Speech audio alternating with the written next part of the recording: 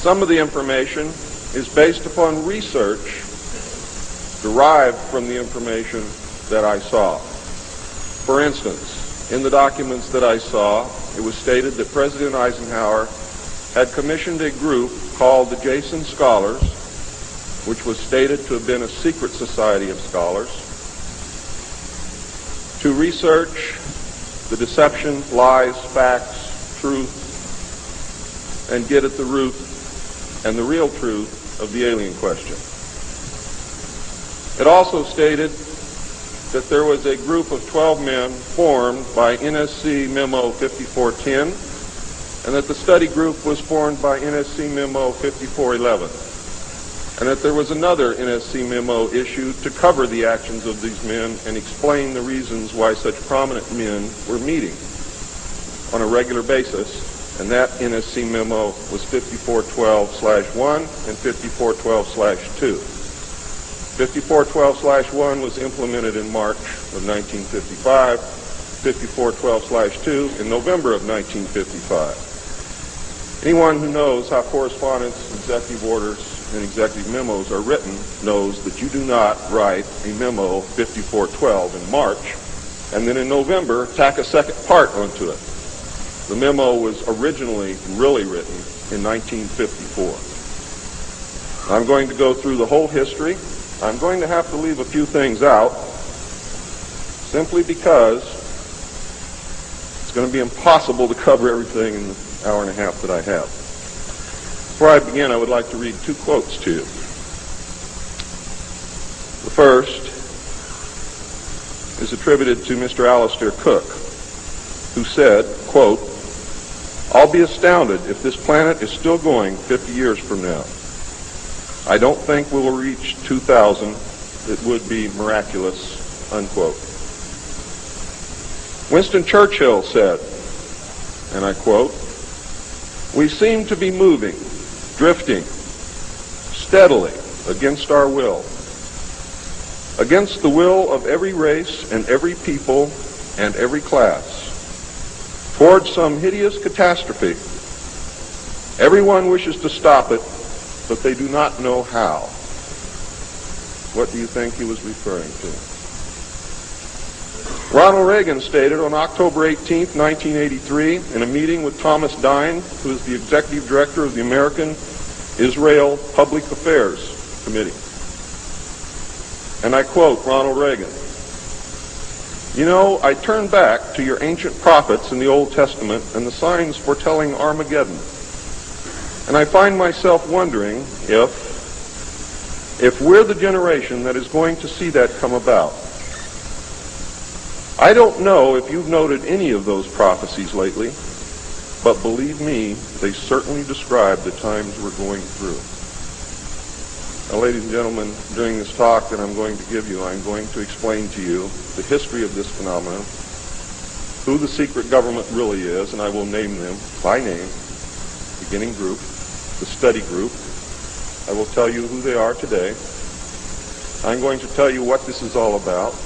I'm going to tell you who's selling drugs to your children, and I'm going to tell you why the United States government is afraid for you to find out what the truth is regarding UFOs.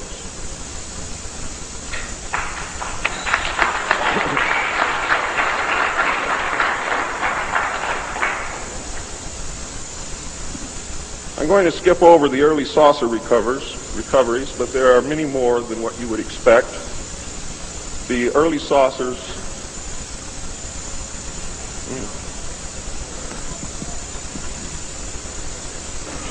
Is this any better? There were many more saucer crashes and down craft than what you have realized. There were many more alien bodies recovered, and there were more live aliens recovered than what you are aware of. But that's not important. The important thing is that they occurred, not how many and not where. The important thing is that they occurred. And those of you who want to argue over how many and where and how many bodies are wasting the time of everyone else, because that's not important. What's important is that they occurred. And there are two crashes that are so important that the government will go to any lengths to prevent you from finding out, and those are two crashes which occurred near the city of Aztec, New Mexico. Why? Because both of those crashed craft contained human body parts, and they are deathly afraid of a national panic.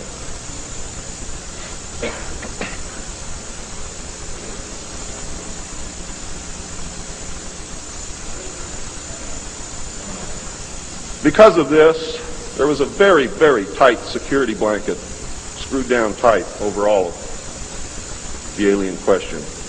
The downed craft, the fact that they were here, the technology that we were recovering. Some craft, strangely enough, were not damaged at all.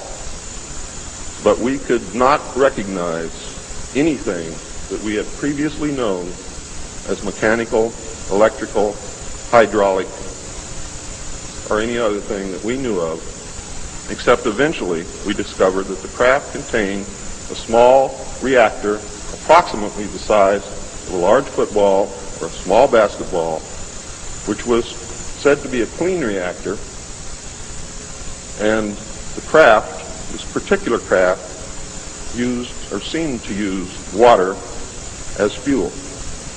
Now, how that all works, I don't know. I am not a nuclear physicist. Thank God. A special group of America's top scientists were organized under the name Project Sign in December of 1947 to study the phenomena. There was no such thing at that time as MJ-12. The whole nasty business was contained within the shroud of secrecy. Project Sign evolved into Project Grudge in December of 1948. A very low-level collection and disinformation project named Blue Book was formed under Grudge. 16 volumes were to come out of Grudge, including the controversial Grudge 13, which I and Bill English saw, read, and revealed to the public. Blue teams were put together to recover the crashed discs and dead or alive aliens. The blue teams were later to evolve into alpha teams under Project Pounce and Project Pluto. During these early years, the United States Air Force and the Central Intelligence Agency exercised complete control over the alien secret. The Air Force was later to be dropped because it was a young service and had no political power and could not overcome the power of the Army and the Navy. In fact, the CIA was formed by presidential executive order, first as the Central Intelligence Group for the express purpose of dealing with the alien presence. Later, the National Security Act was passed, establishing it as the Central Intelligence Agency. The National Security Council was established to oversee the intelligence community and especially the alien endeavor. It was not created specifically to form national policy. In fact, you can say that the National Security Council was the forerunner of MJ-12, and there was another group between MJ-12 and the National Security Council, which is to come later. A series of National Security Council memos and executive orders removed the CIA from the sole task of gathering foreign intelligence and slowly but thoroughly legalized direct action in the form of covert activities at home and abroad.